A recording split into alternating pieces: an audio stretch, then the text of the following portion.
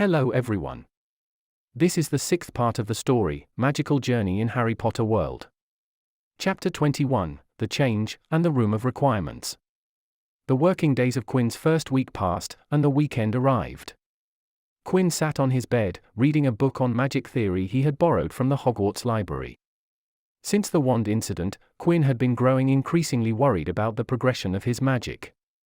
He wanted to improve his ability to focus his magic, but as nothing changed with turning 11, he looked for alternate methods but had little success finding a way. My current level of focus is fine for this year and maybe even the next year, but after that, I would be in trouble if I can't improve my ability to mold and focus magic, thought Quinn as he read the book in bed. Quinn sighed as he failed to find a method in this book as well. He closed the book, and after a mental session of occlumency practice and making sure that his magical core was drained, he went to sleep. When the clock turned 11, Quinn was already gone to sleep. Then the clock turned to 12, and the date changed to 8th of September. Around that time, a change started in Quinn's body. Over the night, the magic in Quinn's went through a qualitative change. The unstable nature of magic in Quinn's body gradually changed to a state seen in the usual 11-year-old child. On the morning of 8th of September, Quinn woke up at his usual time. As he sat up and stretched his arms, the duvet slid off him and folded itself. The pillows behind him fluffed themselves, and when he got up from his bed, the bedsheet fixed itself. Of course, this was all Quinn's doing. He liked to start off his day by using magic. Standing in front of a sink, Quinn brushed his teeth, and after using his hands to hold the brush, Quinn used magic to maneuver the toothbrush to reach hard places with ease. A fun fact about toothpaste from the magical world, it was mixed with a teeth-cleaning potion. There were a few teeth-cleaning charms, but none were as effective as using a toothbrush and toothpaste. As Quinn exited the attached washroom, he just happened to see Marcus' open trunk tipping over from the top of his cupboard. At this rate, Marcus' things were going to fall out of his trunk, with the trunk itself falling down on the floor. Quinn's eyes widened as he instinctively raised a hand, oh shit dash. A split second later, Quinn's magic kicked in, and Quinn rushed to at least save the trunk from falling, but the next second, Quinn was shocked to see the sight in front of him. Instead of just the trunk floating in the air, all of Marcus' things were floating in the air. Quinn, in stunned silence, looked at floating things from his spot. Among the things floating, Quinn saw Marcus' winter clothing, 30 individual pieces of gobstone that had escaped from their pouch, and many of Marcus' personal belongings. Quinn was stunned because he hadn't been able to exert influence over these many objects before, but currently, he was using magic to keep the things in mid-air. This isn't accidental magic, thought Quinn as he slowly stepped closer to the floating things. Quinn had his fair share of accidental magic, so he knew what it felt like. It was instinctive use of magic with no conscious control over magic's actions. But Quinn had complete control over all these objects. He could move them any way he liked. Then Quinn remembered something, and with a look, the curtains around the poster beds of his roommates fell down to block their view. Quinn returned his attention to the floating stuff, and the next second, all of Marcus' stuff repacked itself into his trunk.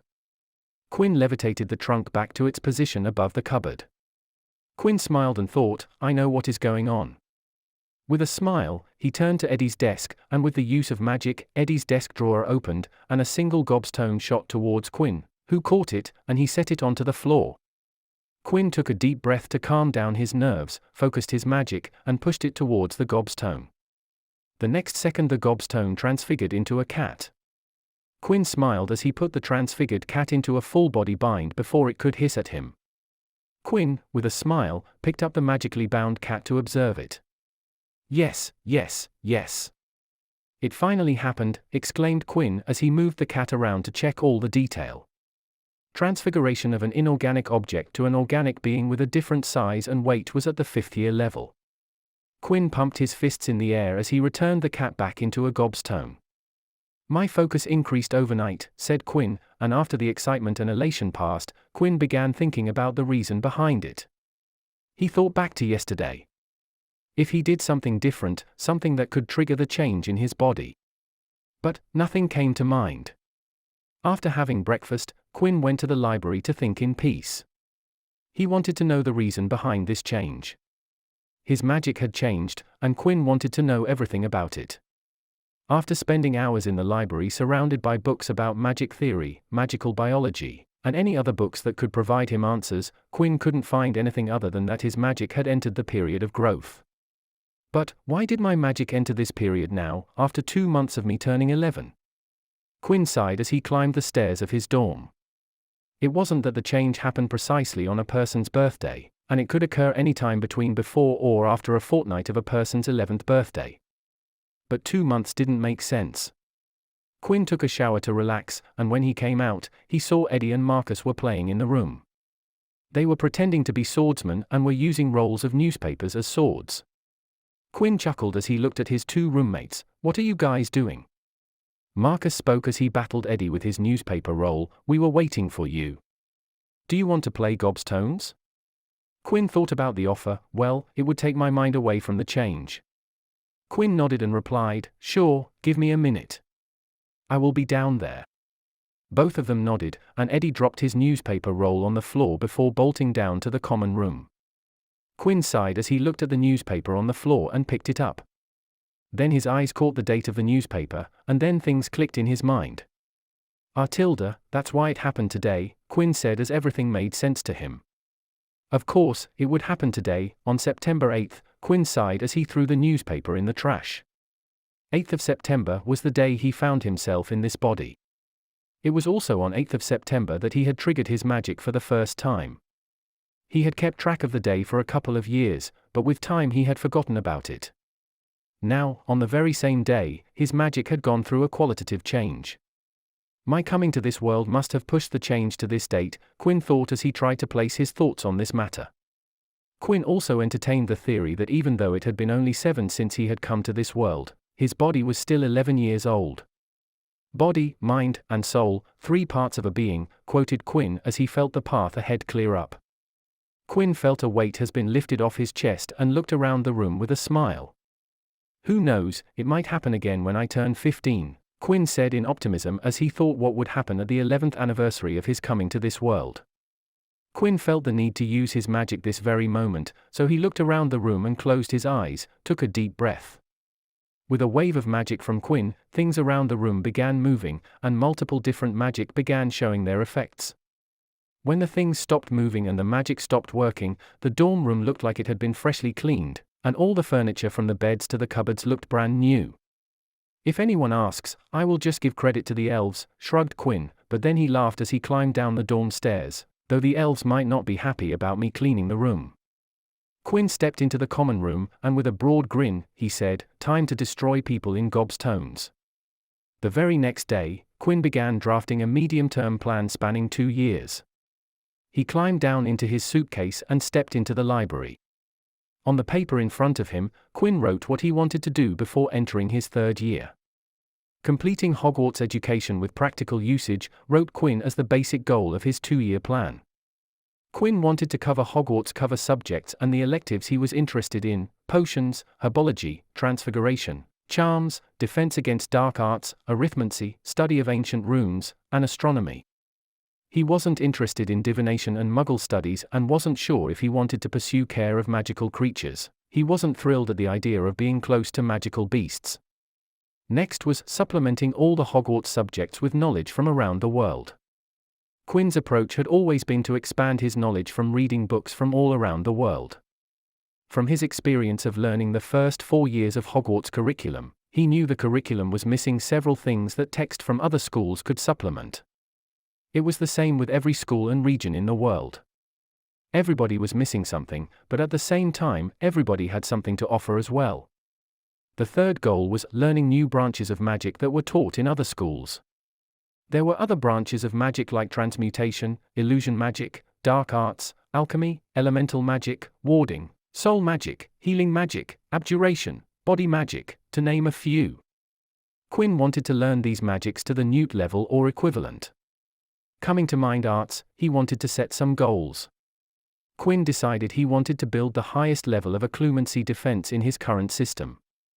He wanted to make sure that his defense would stand firm against a master occlumens, plus he wanted to increase the immersion level on his memories. On the legilimency front, he wanted to become a master legilimens by the end of the 2nd year. Quinn was planning to use the entire school body to explore the insides of a mind. Quinn knew he needed to be ready for the year when the basilisk roamed the castle. Quirrellmort didn't scare Quinn, he just needed to ignore the professor and not poke his nose in the matter. Quinn would decide if he wanted to make a play for the Philosopher's Stone when the time came. Currently, he wasn't sure if he wanted to go against a professor of defense against dark arts with a master of dark arts stuck to his head. After Quinn decided his plans for the next 2 years, he thought about the immediate plan. With Quinn's increased focus, he wanted a place to practice magic, and the best place for doing so would be the Room of Requirement.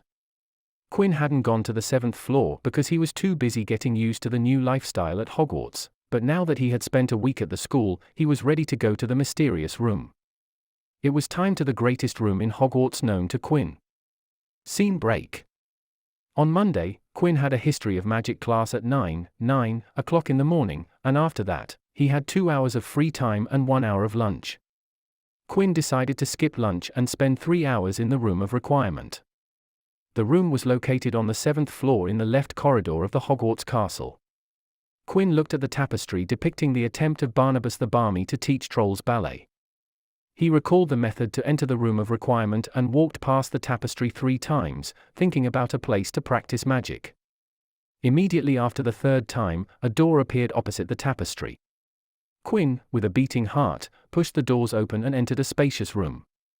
In one corner of the room, he saw dummies to practice charms and jinxes. In another corner were objects of different shapes, sizes, and materials to practice transfiguration. He also a potion workstation for brewing potions. He was also surprised to see a comfy chair for sitting while practicing mind arts. Quinn walked around the room and saw the details in the room. He found that the room had everything he wanted, but Quinn also noted that the room specifically provided things related to the magic he wanted to practice today.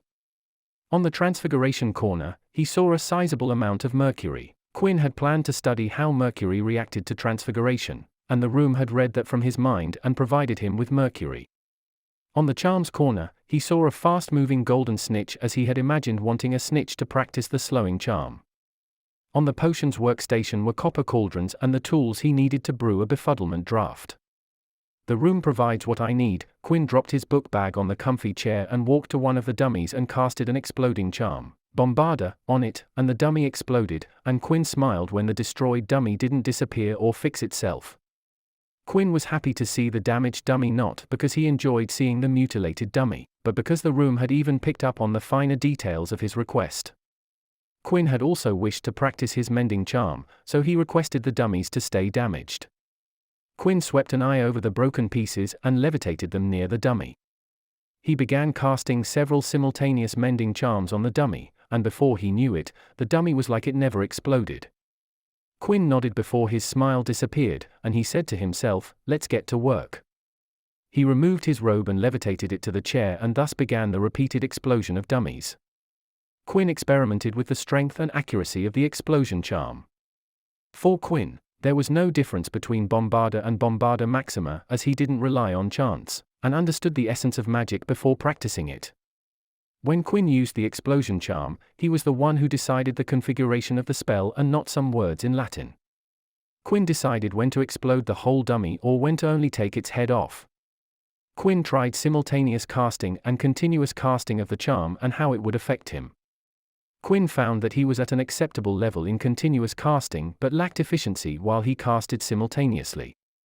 In between explosions, Quinn experimented with the mending charm. Quinn checked if it could mend the dummy if he completely eradicated a part of the dummy. The answer was no. The mending charm could only fix the available parts. He also found that if he trapped one of the parts, then the mending charm would mend the object and leave the trapped if it couldn't get to it. There was also a distance restriction, where if a piece of the broken object was farther than a certain distance, then the mending charm would ignore the part. After half an hour and 100 exploding charms, Quinn decided he had enough practice with the exploding charm and moved on to the potions part of the room to brew a befuddlement draft. Befuddlement draft was a potion that caused the drinker to become belligerent and reckless. He donned his gloves and protective goggles and got to brew the potion. It took an hour to brew the potion. Quinn withdrew his potion notes and began preparing the ingredient as he experimented for best efficiency. After starting the brewing, Quinn took out a stack of paper and started documenting every change in the potion, cross-referencing it with listed changes. Quinn observed his potions with an almost obsessive hawk-like gaze. Quinn had learned that some stages of different potions required constant attention, and not many books mentioned those stages, so Quinn had made it his goal to document every change of every potion he learned. After an hour of careful brewing and close observation, Quinn had 10 standard doses of the dark acid green high-grade befuddlement draft. Quinn poured potion in vials and packed 3 vials to send to Elliot at home, and packed 5 for long-term storage, and the last 2 doses he was going to use on the stuck-up prefect, who scoffed while telling Quinn and his roommates that they couldn't gob stones in the common room.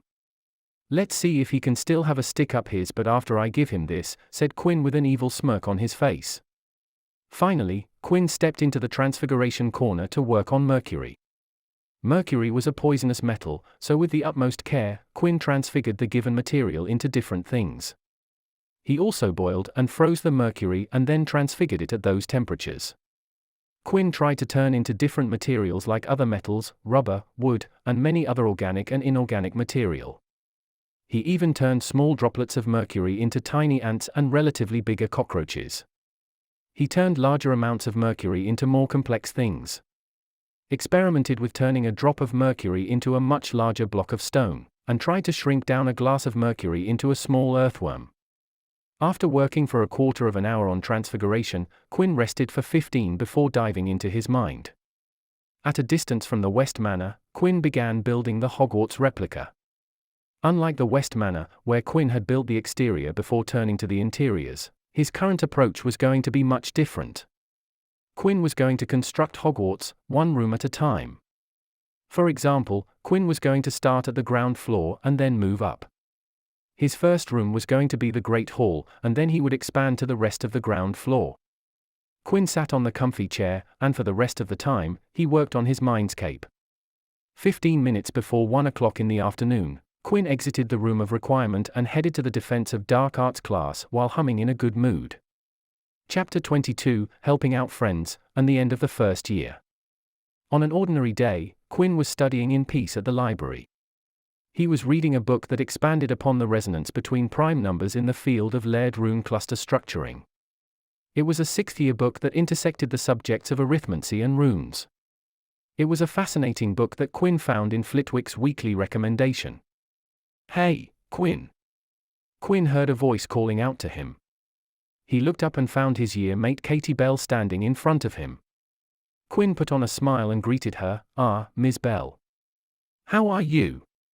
I haven't seen you since before the Christmas break." They were already in January, so it had been nearly a month since Quinn had talked to Katie. "I am fine, thank you. May I sit?" "I have a favor to ask of you," said Katie, and Quinn motioned her to sit. "If I can help, I would be glad to help," smiled Quinn. "So, what is the favor you want to ask?" Quinn had slowly built a friendly reputation among his housemates and the few people he knew outside of his house. Katie looked nervous as she played with her fingers.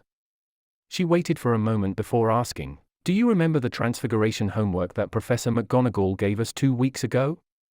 Quinn nodded, urging her to continue. "I kind of got busy and haven't made much progress on it. So, I was wondering if you could help me with it." "Oh, my. What happened to the outgoing Katie Bell?" chuckled Quinn as he looked at the embarrassed Katie. He paused for a moment before saying, "You don't have to be nervous, Ms. Bell. I am your friend and a Ravenclaw at that. You don't have to be nervous when asking me about homework or studies. I would be happy to help you." Katie looked visibly relieved at Quinn's words and sighed in relief. "Oh my God. I was so nervous.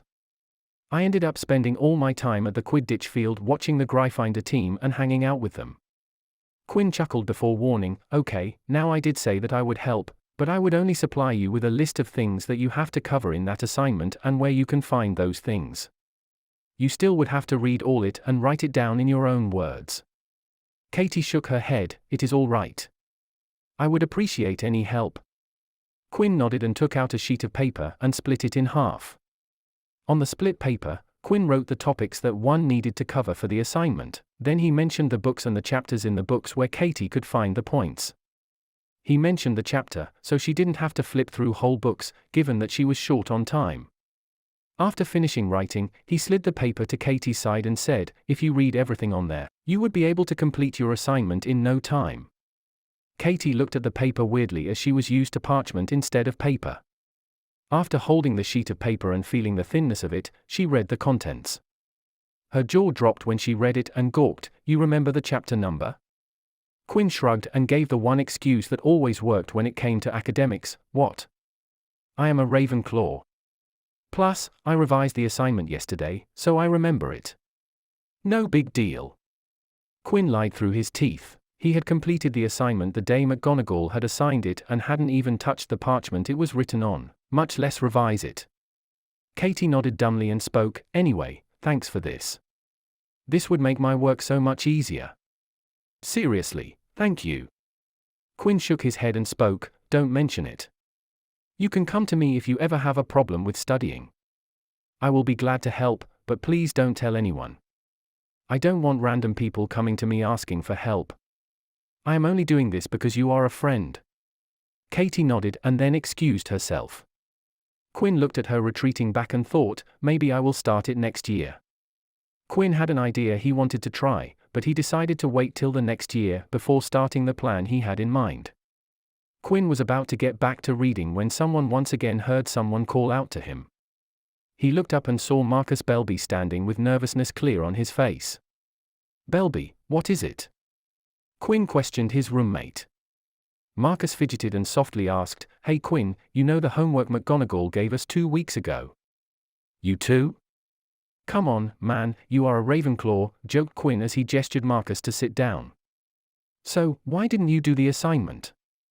Marcus scratched the back of his head and answered, "I found a great book on herbology and forgot to do my homework. I am embarrassed." Quinn fought the urge to laugh. Of course, he forgot his homework because he found a book. Such a Ravenclaw reason.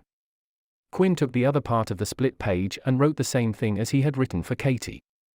He slid the page to Marcus. "Here you go. Read this, and you will be able to complete the assignment." Marcus picked up the sheet and read the contents. "Interesting, I have read one of these. Don't you find it interesting how the density of an object affects the wand movement of the Transfiguration?" Quinn nodded. "Of course, the amount of magic changed with volume and density. Conversion of material also dictates the complexity and method to mold magic to transfigure the objects." Marcus nodded, and without saying a word, left while staring at the sheet. Quinn followed Marcus with his eyes and saw he was heading to the Transfiguration section of the library. Quinn shook his head with a smile before going back to his book when he heard another voice, "Hey, man." Quinn looked up to find a Hufflepuff standing there with a smile on his face. "Can I too have one of those sheets? I, too, forgot to do my homework." Quinn smiled, "Buzz of dude. I don't know you. I couldn't care less if you get a troll in the assignment." The tone of his voice was warm, but the message was anything but warm and fuzzy. Quinn then proceeded to ignore the unknown Hufflepuff and finally was able to return to his book. Scene break. On a usual Saturday, after spending some time at the library, Quinn was walking towards the staircase to go to the room of requirement, but he froze when he heard Flitwick call out to him, "Mr. West, fancy meeting you here. I hope you wouldn't mind walking with me." Quinn unfroze and turned back to face Flitwick with a smile. "Good afternoon, Professor Flitwick." "Of course, I wouldn't mind walking with you." Flitwick caught up with Quinn, and they walked together. "So, where are you heading to, Mr. West?" Quinn politely answered, "I was at the library and am heading to the common room." "What about you, Professor?" Quinn was going to the 7th floor, but there was nothing above the 4th floor that would have anything to do with a first year like Quinn. There were arithmancy and runes on the 6th and 7th floor, but Quinn wasn't a third year. So, he could only saw the Ravenclaw common room that had its entrance on the 5th floor. "Excellent, I am heading to my office, so we are going to the same floor.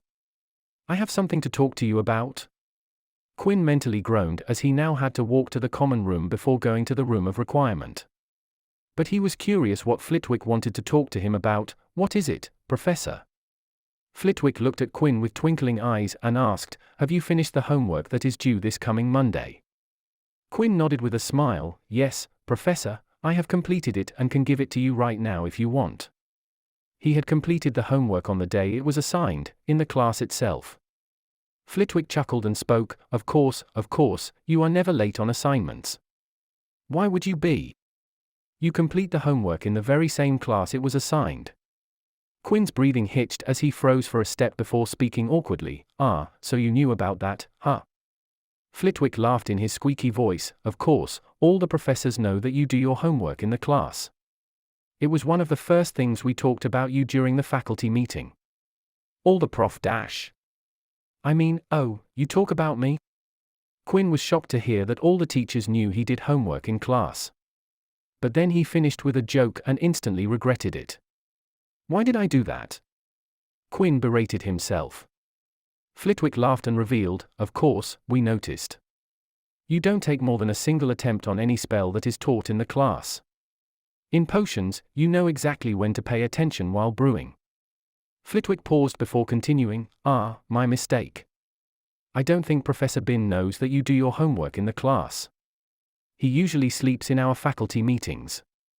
Quinn sighed and asked, if that is true, I am truly curious why Professor Snape never said something about it. Given Snape's reputation, Quinn was sure that he would have had at least gotten a month's worth of detentions. Contrary to popular belief, Professor Snape doesn't enjoy tormenting his students. He simply doesn't want any mishaps happening while brewing. It irritates him when students can't follow simple instructions, so Professor Snape is extra tough in his class. Other than that, he couldn't care less what students do in his class. And you don't cause him trouble, so he doesn't say anything. But do understand that he would punish you the second you make a mistake, and because of your skill, he pays special attention to you, explained Flitwick as they reached the 5th floor that housed both the entrance to the Ravenclaw common room and the head of Ravenclaw's office. After parting their ways, Quinn walked while feeling embarrassed about getting found out. Quinn truly felt flustered when Flitwick told him the truth. When Quinn reached the 7th floor, he spoke to himself, teachers really do see everything. Though he wasn't going to stop, as long as it saved time, he was okay with some attention from the professors. I am sure they would get used to it and, with time, ignore me. Scene break. One day, Quinn was approached by some of the first-year Ravenclaws. With Eddie in the lead, he asked, "Hey, Quinn, you are a pureblood, right?" Quinn quirked his brows and thought why they were asking, so instead of doing the obvious and asking why, he used legilimency on every single one of them and read their surface thoughts. So they are wondering why I use paper and pen, huh? Quinn closed his book and decided to entertain them. Yes, I come from a pureblood family. Why do you ask? Eddie looked at the group of first years before speaking. We were wondering why do you always use muggle quill and parchment? Quinn chuckled and pointed at the pen and paper in front of him. The muggle quill is called a pen, and the muggle parchment is called a paper. The reason why I use these is that they are more convenient than quill and parchment. I don't have to dip my quill into ink repeatedly, and the parchments are tough to write on. In response to that, one from the group asked, what about self-inking quills and treated parchments? They cover the problems of the standard quills and parchments. Quinn nodded before asking, true, but do you know the downside of using charmed quills and parchments? A different first year raised his hand like he was in a class that amused Quinn, so Quinn pointed at him to speak. Charmed quills and parchments break down with time. Feathers of a bird needed to be thoroughly treated to make them last longer, but the cost of producing them is much too high, and the same thing applies to parchments. Quinn clapped for the guy and said, see, you guys already knew the answer. You just needed to put your minds together. For the fantastic job you guys did, go treat yourselves with candy. You deserve it. He then gestured to them to go away. Now, scamper off. While saying that, he casted a mild confundus charm on the group to make them much more susceptible to his words. He smiled when Quinn saw the group walk away like a group of gazelles. He was about to return to compiling notes on undead creatures like vampires, banshees, vampires, and Dullahans when he heard a giggle. When Quinn turned back, he saw Penelope Clearwater standing there with a hand on her mouth. Quinn tilted his head and asked, what is it? She shook her head and laughed. The way you talked to them was funny. You coaxed the answer out of them and then sent them away. She also narrowed her eyes and asked, their behavior was also unnatural. Did you cast a confundus charm on them? Quinn's fake wand was in his room above in the dorm, so he grinned at her, and with a twitch of his finger, conjured a wand replica in his right hand, which was not visible to her. Yeah, saying that Quinn raised his right hand to show Penelope Clearwater the conjured replica. Confucius charm is an advanced skill, Quinn. It is in the 5th-year charms curriculum, and you are in the 1st year. Penelope stared at Quinn, curiosity apparent in her eyes. Quinn stared back at her and considered using legilimency to scan her thoughts, but decided there was no need and spoke shyly. I learned it from the 5th-year book I took from our library. I was curious and tried casting it, and it worked. Though I wasn't able to make any other spells work, he. Penelope stayed silent before smiling. Is that right? Sometimes a wizard or witch can use a spell beyond their capabilities. Quinn smiled but didn't say anything as he didn't want to continue the conversation with her, but just to be sure, he changed the subject. So, how are your owl preparations going? Penelope was currently in her 4th year, so next year was her owl year. Oh, it is going well. I am thoroughly following Professor Flitwick's schedule, so I pretty much all covered. What about you? Are you ready for the end-of-year examinations? Quinn showed an okay hand gesture and replied, I am all set for the exams. It will be a breeze, Tilda. Quinn sighed when Penelope went away. He was glad that the conversation didn't cause him problems as he still wasn't able to use the memory charm. I need to be more careful when using magic in public. It would be a pain in the butt if people know I can cast spell way above my grade. Quinn breathed a sigh of relief. Scene break. At the end of the year, exams came, and Quinn aced the tests without breaking a sweat.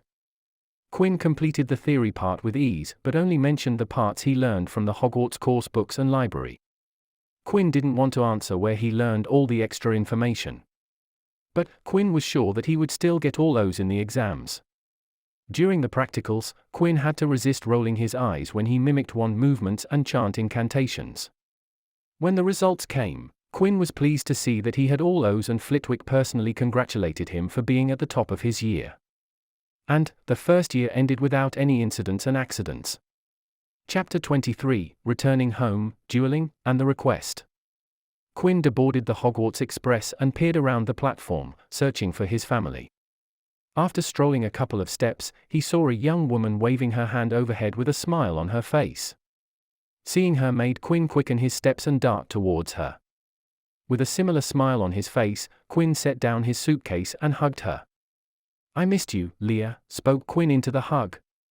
He felt his sister tighten her hug around him and say, me too. After a few seconds, they parted, and Quinn was widely smiling as he looked up at her. Did grandfather come? Leah shook his head and answered, he is waiting for you at home. As the two walked to the apparition point, Leah asked Quinn to point out the people he knew. Okay, that is Eddie Carmichael, you know, my roommate. Oh, there is Marcus Belby, my other roommate. See that girl over there? Yeah, that is Katie Bell, I met her on the train. Quinn sighed at a comment from Leah, yes, she is my first friend. Moving on. There are Cho Chang and Marietta Edgecombe, also from Ravenclaw, but I don't talk to them much. Oh, those are the Weasley twins I told them about. I don't like them that much, but I guess they are fine. Other than those, Cedric Diggory, Roger Davies, Penelope Clearwater, Adrian Pusey, they are a year older than me. Though Quinn pointed the people out, he didn't introduce them to Leah as he wasn't particularly close to any one of them. Quinn had spent most of his free time in the library and room of requirement. So, his interactions with people were not extensive. But Quinn had cultivated the reputation as the helpful guy among his acquaintances. When they reached the apparition point, Leah took Quinn's suitcase and placed a hand on his shoulder before apparating away from the platform. After returning home, catching up with everyone, and resting for a couple of days, Quinn returned to learning magic full-time. Now that he had possessed a wand and had his grandfather's permission to use it, Quinn made the hall where Leah practiced her magic during her school years his second home. He spent all day long in that hall, and by mid-July, Quinn had finally cultivated the level of magic focus required to cast 7th-year level spells. Scene break. Quinn stood in the hall and took a deep breath. His magic core thrummed with magic. He looked at the empty space in front of him and concentrated, and the next second, things started appearing in front of him. Near the ground, a wooden base started forming, and 7 feet above the ground, small gears, levers, and other delicate parts made from copper, aluminum, and steel popped into existence. With snappy speed, the wood structure built itself up from the ground, and metal parts appeared increasingly faster, assembling themselves to form an intricate mechanism. Quinn smiled as he saw a long case clock, grandfather clock, with a pendulum system stood in front of him with all its mechanical glory. A conjuration with so many moving parts, it required both magic and mental focus to conjure out of nothing.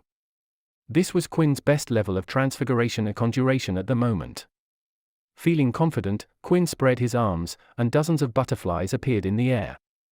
Another wave of conjuration and dragonflies mingled with the butterflies. Quinn looked at the ground, and squirrels ran around the hall, climbing the clock in the middle of the room. Quinn still had to work on organic conjurations and could only conjure smaller animals. When Quinn was admiring his work, he heard a knock on the door. When Quinn turned back and saw Elliot opening the door and entering the room with a pitcher of lemonade.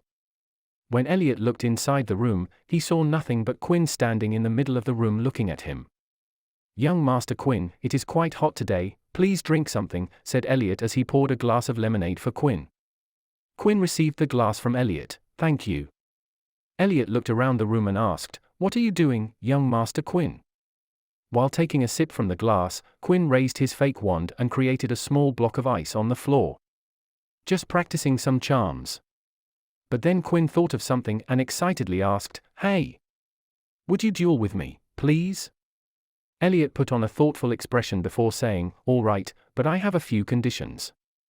"Do tell," said Quinn, feeling good about convincing Elliot about having a duel with him. "No lethal spells," said Elliot. Quinn nodded and replied, "All right, let's specify a list of spells." "Disarming spell," offered Elliot. Quinn nodded and added, "Shield charm. Full body bind. Knockback jinx. Fire-making spell." "No, not happening." "Then how about ice jinx?" "Agreed." "Smokescreen spell?" "Only if we add windy charm to counter it." "How about transfiguring ground into small objects to shoot at each other?" "Sounds fair, but no pointed objects." "The same goes with ice jinx, no pointed pieces of ice." Quinn and Elliot agreed upon a list of spells and then moved to the backyard for some room to move. They were alone in the house. George and Leah were out for work, Ms. Rosie had no interest in watching them fight, and Polly, the house elf, was happy doing work around the manor. Elliot and Quinn stood 15 meters apart, and both had wands in their hands. Well, Quinn had his fake wand. "Are you ready, young Master Quinn?" asked Elliot as he pulled up his sleeves. Quinn nodded and jumped on his toes. "Yes, I am ready." "What should be the signal for us to start?" Elliot waved his wand, and a conjured feather appeared in his hand. "I will levitate this feather and then let it go. The moment the feather hits the ground, we start." Quinn nodded and took a stance. Elliot levitated the feather to 4 meters and then let it go. Both of them waited for the feather to touch the ground. Quinn started grinning in excitement as the feather got closer to the ground, and magic started to come to life in his body. Elliot stood calmly in his spot and followed the feather from his peripheral vision. The moment the feather touched the ground, the two casted Stunning Spell as the first spell of choice. The flying jets of magic cancelled each other. Quinn got ready to cast another spell but saw Elliot was one step ahead and had already casted a spell towards him. "Oh shit!" Quinn used the shield charm, Protego, to block against the spell. An invisible shield appeared in front of Quinn, but the moment Elliot's spell hit the shield, the impact made the shield visible with silverish tremors. From his spot, Elliot kept on casting Stunning Spell towards Quinn and spoke, "Young Master, isn't it a little too early for getting pushed to the back foot? I heard that the young were aggressive." Quinn gritted his teeth, and after a few seconds, cancelled his shield, sidestepped the incoming spell, and casted a strong knockback hex. That prompted Elliot to cast a shield charm of his own, but the moment the hex touched the shield, Elliot was skidded back a step. "Oh ho, that was quite some power behind that, young master," Elliot spoke as he cancelled his shields and deflected the upcoming spells with ease. The next opening Elliot saw, he casted a bodybind towards Quinn's feet, which Quinn dodged by jumping, and casted a smokescreen spell to shroud the space between him and Elliot with dark mist. Quinn moved to the right while casting multiple smoke screens to thicken the shroud. He was waiting for Elliot to cast a windy spell. The movement of the displaced mist would give Quinn an idea about Elliot's position. But, as Quinn slowly moved, a jet of yellow and red shot out of the dark shroud and latched itself onto Quinn's hand like a rope, and it almost made Quinn's eyes pop in shock. It was the seize and pull charm, carpe retractum. What the dash, was all Quinn could say when the yellowish-red cord of light pulled Quinn into the dark mist. On the other side of the mist, Elliot was waiting for Quinn to appear on his side so he could disarm him, but what came out of the mist was a huge chunk of ice that headed right towards him. The huge chunk of ice made Elliot drop his seize and pull charm and cast a shield spell to protect himself. Just behind the ice, Quinn got up from the ground. Phew! That was some quick thinking I did.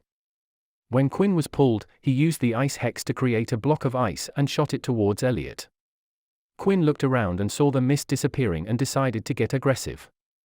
He stepped outside of the disappearing mist, and the moment he saw Elliot, he casted a spell chain of full-body bind curse, Petrificus Totalis, stunning spell, stupefy, and disarming charm, Expelliarmus. Elliot had just recovered from his surprise when he saw Quinn's spell chain. He sidestepped the full-body bind curse, deflected the stunning spell, but the disarming charm caught him dead on and forced the wand out of his hand.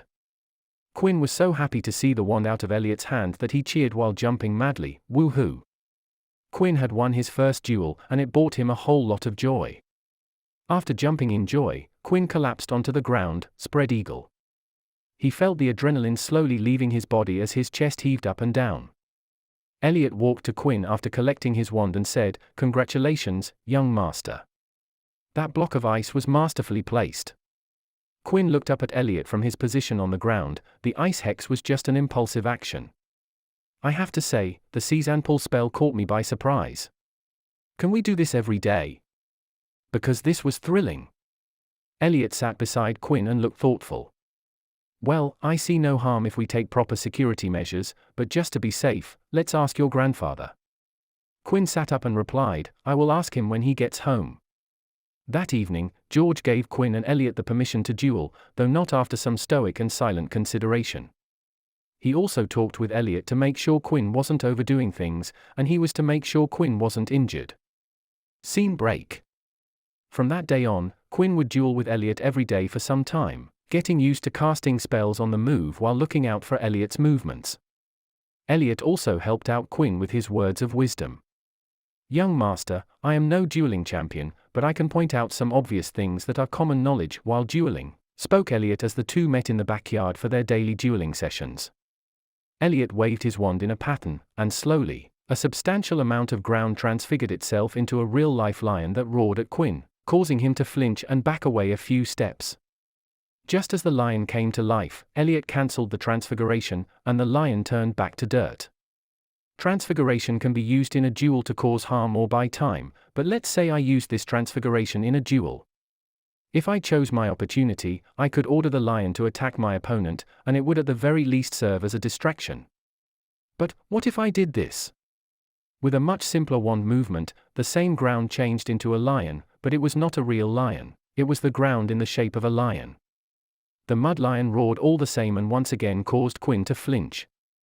When the lion collapsed back into dirt, Elliot asked, "Young master, did you notice something different?" Quinn nodded and pointed at Elliot's wand and spoke. The wand movement was much simpler. He pointed at the pile of dirt and continued, and the mud lion came to shape much quicker than the real lion. Elliot smiled at the answer, "Yes. While dueling someone, there isn't a place for flashy moves. If you can accomplish what you want to do with less, then learn to do it. Saving energy and quickly finishing the fight should be the aim. Get in ready and get out quickly." Quinn nodded as it made sense when magic was involved. A single killing curse, Avada Kedavra, could end someone's life instantly. There was no merit to draw out fights when a single spell could seriously injure you, or worse, lead to death. Sometimes, Quinn also dueled against Leah, and he had to say, dueling against Leah was much challenging than Elliot. But that was just because she enjoyed toying with him while Elliot made sure that Quinn was learning something. But she did teach Quinn something of importance. Quinn and Leah were dueling, and Leah was rapidly firing spells in his directions. Most of the spells were not even hitting Quinn and passed by his sides. But it was the barrage of spells that restricted Quinn's movement. He was too busy evading and blocked the incoming spells to attack. A solid attack from Leah didn't come in the form of a head-on spell, but as a trap. Quinn moved a couple of steps to the left when his left foot sank into the ground and stumbled to the ground. Immediately after that, he was hit by a disarming charm, Expelliarmus, from Leah and was stripped of his fake wand. Damn it! Quinn pounded the ground as he stood up and removed his foot from the soft patch of land. Leah giggled in victory as she walked to Quinn and casted a cleaning spell on his clothes. Did you like that? It was clever, right? Quinn stared at the soft ground before looking at Leah. All of those spells were just a cover-up for this trap. When Leah nodded, Quinn once again spoke, "What if I had gone to the right?" Leah smirked while answering, "As long as you didn't go back, you would have still fallen for my trap.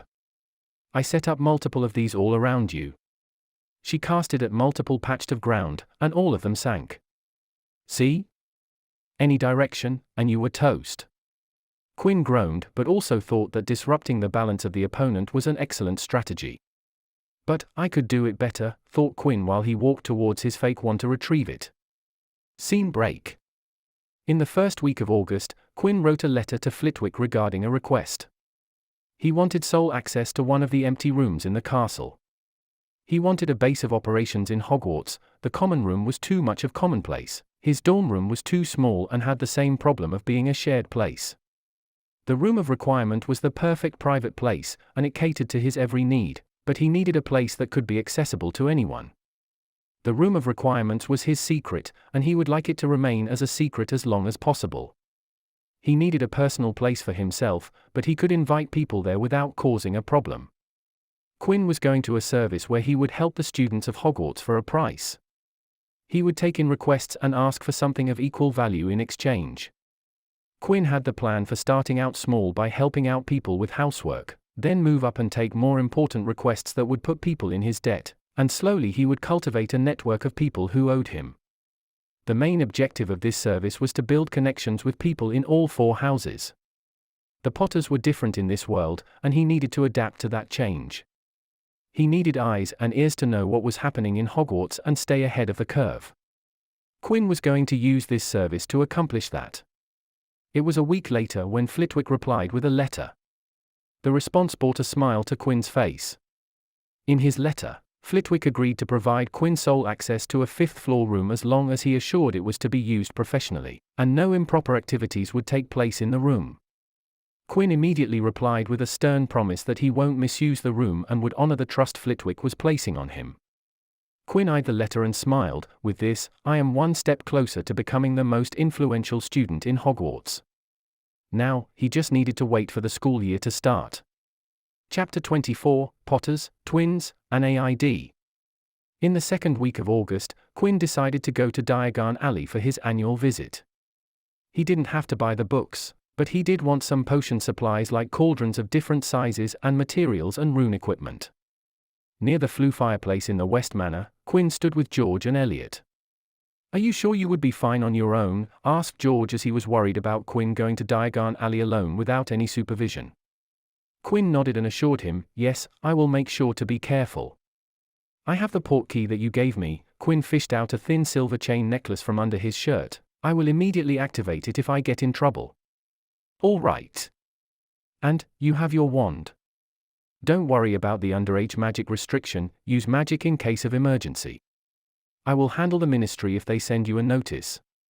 George didn't know that Quinn's real wand was locked in his suitcase, and the fake wand with him didn't have a trace on it. As long as Quinn was considered, he could do magic all day long in public, and he still won't get a single notice from the ministry. Finally, George nodded and nudged his chin towards the fireplace. Quinn acknowledged, and with a last look of goodbye, he threw the flue powder in the fireplace, watching it turn green, and spoke, "Diagon Alley." Then he stepped in and disappeared from the West Manor into the green jets of flames. Elliot looked at George and comforted, "He will be fine. Quinn is a responsible child and wise beyond his age." George sighed and replied while staring at the flames of the fireplace, "I hope so, old friend. I am just nervous because it is his first time going out on his own." Elliot smiled and recalled, "If his letters from Hogwarts are any indication, then he loves to roam around the castle, exploring. It was just a matter of time before Quinn would have explored outside. And you are forgetting how much he pulled us during our travel with him. He wanted to see everything. George fondly remembered the memories and chuckled. I thought I was getting on with the age because the little fella never got tired and always wanted to do something new. Elliot and George exited the room while reminiscing about the past. Scene break. On the other side, Quinn was walking among the crowd of people in Diagon Alley. It was nice to be among this many people after being at the West Manor for a month. He missed being able to just look at a person and read their surface thoughts. Now, in Diagon Alley, Quinn had access to so many unprotected minds. Mr. Allen was right, this can get addictive. Quinn smiled as he heard random strangers' thoughts. Quinn had discovered that people's thoughts at a market could be a fine source of humor. Some ladies were bitching about other ladies, children and men were pinning after Quidditch brooms, and vendors, shop owners were mentally smirking about ripping off customers. Quinn could hear all sorts of fun things from the crowd as he weaved through the waves of people. First, Quinn went to Gringotts to withdraw money and then went to the potion store to order cauldrons of different configurations and crystal vials, crushers, made from different metals, mortar and pestles of specific stones. Quinn was in the process of expanding his potion repertoire, and the ingredients and preparations were getting complicated. After bargaining the price to the lowest price by reading the shop owner's mind and getting free shipping, Quinn skipped to the rune supplies store. Runes was an application of magic that utilized magic by means of language. Runes were symbols, graphemes, morphemes, logograms, hieroglyphs, and all kinds of scripts that supported magic. Each rune had its own name and a variety of esoteric meanings that represent the metaphysical concepts, the so-called genetic code of the universe. The user must understand the meanings of the runes and how they apply to their intended use. But, you couldn't just take a pen and write runes on paper and expect it to work. No, you needed specific materials to make runes work. If you were writing runes on paper or parchments, you needed special parchment that sustained magic and specific ink blends that conducted magic.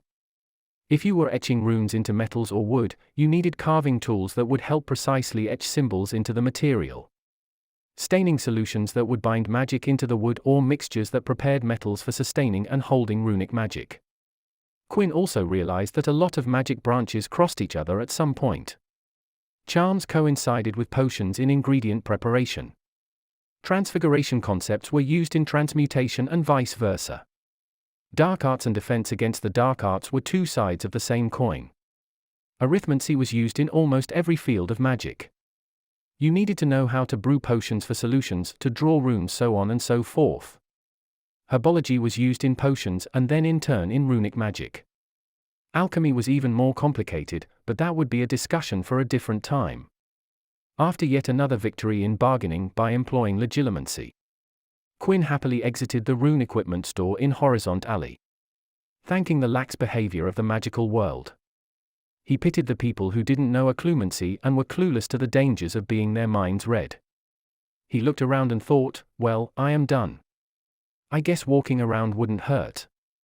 See if something catches my eye. As he was walking the street, Quinn saw a crowd standing in front of the Flourish and Blots. Quinn got curious and walked to a person in the crowd and asked, "Hey, what is going on?" The adult took a single glance at Quinn before turning back to look into the bookstore. "They are saying that the boy who lived is in the store. People are waiting for him to come out."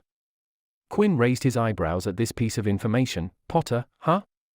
The reputation of Potters was much more prominent than Canon Harry's fame. Potters had been active in the Britain magical world, so they had been in the public eye, unlike when Canon Harry was isolated from the magical world. Quinn thought about what he should do, and after thinking for a few moments, he smiled and yelled, "Make way, Hogwarts student incoming. Let me through." "Yeah, I am talking to you, get out of the way." Hogwarts students, Hogwarts students. A Hogwarts student wants to buy some books. Get the hell out of my way, people. Quinn shamelessly pushed his way through the crowd and knocked on the door to get the manager's attention. The manager looked at the door, thinking it would be a person from the crowd, and wanted to scold them, but then he saw Quinn waving his hand at him with a smile. The manager cracked the door a little and heard Quinn speak, "Hogwarts, want to buy books? I am alone, so don't worry about me bringing someone in the store." The manager smiled apologetically and let Quinn in and spoke, "Sorry about all of this. I can't do much about the crowd outside." Quinn shook his head and said in understanding, "Don't worry, I understand. Your business would go under if you refused to sell to the boy who lived." The manager smiled a little before asking, "Do you need help with finding something?" Quinn shook his head and replied, "Nah, I am fine. You should stay here at the door. I would rather take time in peace than shop with people flooding into the shop." After conversing with the manager, Quinn headed into the bookshop and made his way to the magazine section. He wanted to grab a copy of the magazines, Transmigration Monthly and Popular Potions, before taking a look at this world's Harry Potter, and if he was here, then the rest of the Potters would be here too. He grabbed the magazines and was going to go search for the Potters, but the cover of Popular Potions caught his interest. Ooh, they found a use for Doc's saliva. So interesting, but then Quinn stopped and reprimanded himself, "No. What are you doing, man? You can read this later." Quinn slipped the magazines under his arms and then set out to get a look at the Potters. The first person he found was surprisingly not a Potter, but a Weasley. Quinn saw Percy Weasley browsing through a bookshelf, and it made him wonder, are Weasley's friends with the Potters? Both the parents were in Dumbledore's Order of Phoenix. Quinn slipped past Percy and shifted the shelves to find a Potter and found a Potter. He found the smartest witch of her generation, Lily Potter.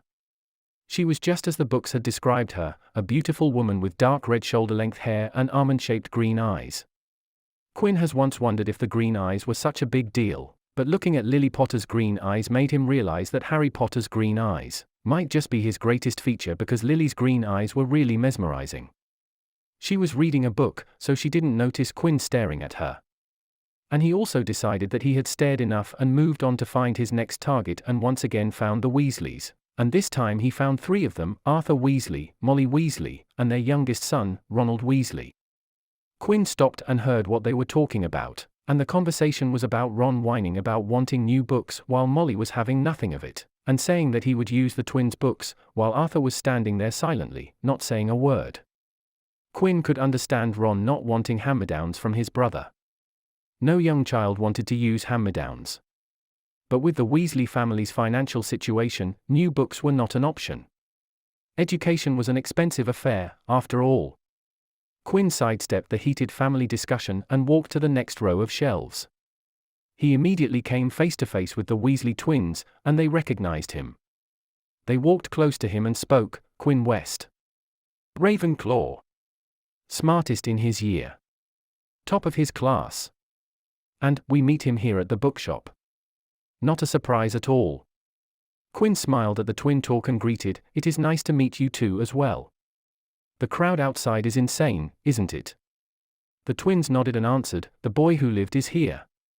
The people want to see their savior. To think they don't tire of surrounding him after 10 years. Speaking of, did you see him?" Quinn shook his head answered, "Not yet, but I did see Mrs. Potter. She was reading a book." "Who else is here?" "Potter twins. Mr. and Mrs. Potter. Us, Weasley twins. Percy, our brother. Ron, our younger brother, and our parents," spoke the twins with perfect synchronicity. "Do the Potter twins speak like you too?" asked Quinn, to which they snorted in unison, "No, those two are opposite to each other. You will understand when they come to the school. We are one of a kind.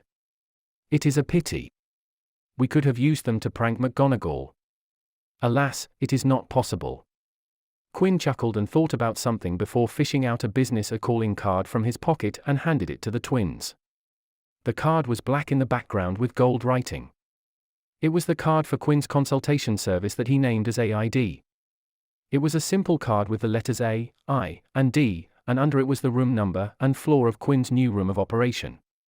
"What is this?" asked one twin. "If you want a solution to a problem or any task that needs assistance, or if you want any information you want to know, come to this room, and I would help you for a price. It doesn't have to be money, I can work with IOUs, IOU. Just make sure to only come to this room when there is a golden IN written on the backside of the card," explained Quinn.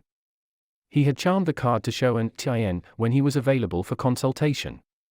The twins tilted their heads and asked, "How do we know you can get the job done?" And keep things a secret. How will you gather information? Are you any good? Why should we come to you? Quinn smiled and motioned them to come closer and whispered, I am good. Do you know why? Because I know about the map that you guys have. What was it?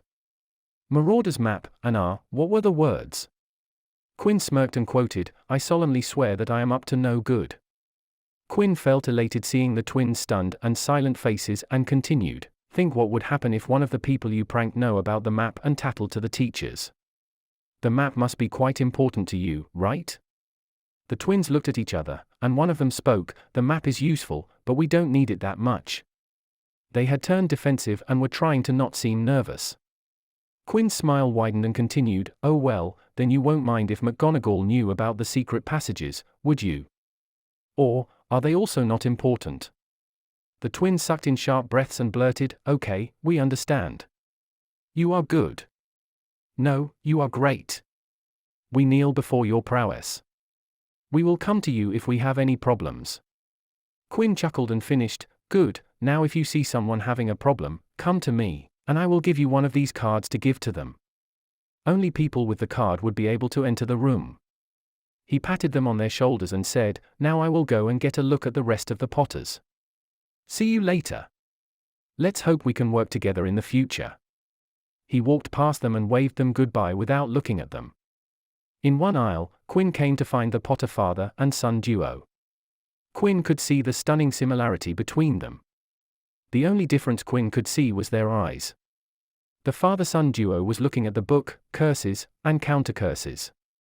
Bewitch your friends and befuddle your enemies with the latest revenge, hair loss, jelly-legs, tongue-tying, and much, much more. It was a classic book for a prankster, and from the look on their faces, Quinn could understand the personality of this iteration of Harry Potter. He is going to be a pain in the ass, isn't he? If Harry Potter was anything like the younger James Potter, then there were chances that Harry would go around the school pranking people. I wonder if this Harry would have a saving people thing, wondered Quinn. Harry Potter's willingness to help people and charge into dangerous situations was one of his good qualities, but Quinn also thought, but if he doesn't head into those situations, maybe it will be easier to solve those problems all by myself. One less variable less to worry about. He left them alone and headed to find the brand new unknown addition to the Potter family. Lily and James were dead in the canon, but this one didn't exist at all. And, in the deepest corner of the bookstore, Quinn found her.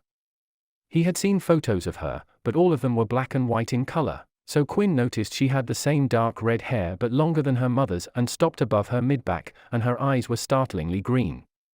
Ivy Potter, the twin of Boy Who Lived, the Potter princess, was sitting on the floor holding a book in one hand and imitating wand movements with her other hand. She was engrossed in her book, just like Quinn had seen her mother do a few minutes ago. If Harry Potter was going to be like James Potter, then from Quinn's first impression of Ivy Potter, she was definitely going to be Lily Potter. Quinn didn't say and just observed the anomaly in front of him, wondering what role she would play in the future. But if one thing was for sure, then it would be that she would be an integral part of the future, all Potters would be. They were at the center of things in Britain. Quinn snapped out of his thoughts when he heard footsteps heading his way and decided to leave the spot and walked away. He didn't notice that the red-haired girl also heard the footsteps, causing her to look away from her book. When she looked up, she was able to get a clear look at Quinn as he was leaving.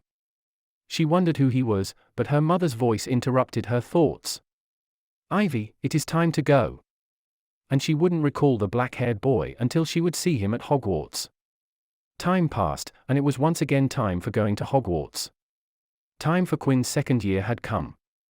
This marks the end of part 6 of the story, Harry Potter, A Magical Journey. Thank you for listening. Please like the video and hit the subscribe button to listen more. Hit the bell icon to get notified of all the new content uploaded to the channel ASAP.